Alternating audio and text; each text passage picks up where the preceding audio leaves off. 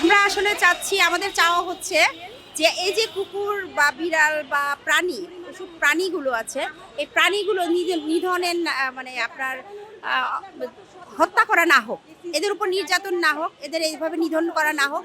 এদের যদি বংশবৃদ্ধিটাই সমস্যা হয়, তাহলে আমি বলবো যে বন্ধ্যাত্বকরণটা করা উচিত। এটা হত্যা না করে, নির্যাতন না করে, এদেরকে নিধন না করে আহ, এদেরকে বাঁচতে দেওয়া উচিত। ঠিক আছে, এটাই আমার চাওয়া।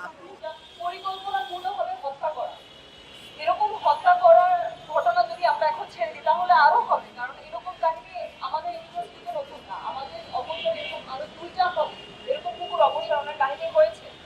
আমরা এর জবাব চাই যে কেন সিটি কর্পোরেশন এরকম কোডের কোনো আইন এরকম অমান্য করে এরকম কাজ করতে পারে, সেটার আমরা জবাব চাই এবং তারা ঘোষণা দিয়ে বলবে যেন এটার জবাব দিয়ে যেন আগামীতে এরকম কোনো কাজ তারা না করে, এটার তারা ঘোষণা দিবে। এবং তাদের তো যেটা করণীয় সেটা হচ্ছে একেবারে বন্ধত্বকরণ, ভ্যাকসিনেশন।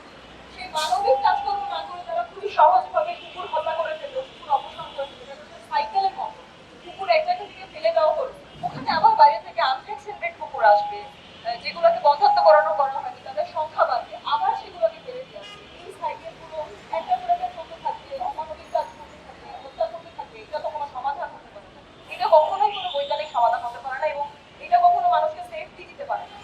তো এইটার মানবিক পন্থা হতে পারে বন্ধুত্ব করার ভ্যাকসিনেশন, এবং এটা না করে তারা অপসারণ বা হত্যা কিভাবে করে সেটার জবাব তাদের দিতে হবে এবং তাদের ঘোষণা দিতে হবে যে এরকম কাজ তারা আগামীতে করবে না। যতই উপর মহল থেকে তাদের কাছে ফোন আসুক, যতই প্রেশার দিক, তারা এই কাজ কখনো করবে না, এই ঘোষণা আমরা চাচ্ছি না পাই। এবং এই ঘটনা যদি পুনরাবৃত্তি ঘটে, আমরা বলে রাখি 2020 সালের মতো আমরা আবার আদালতে শরণাপন্ন হব।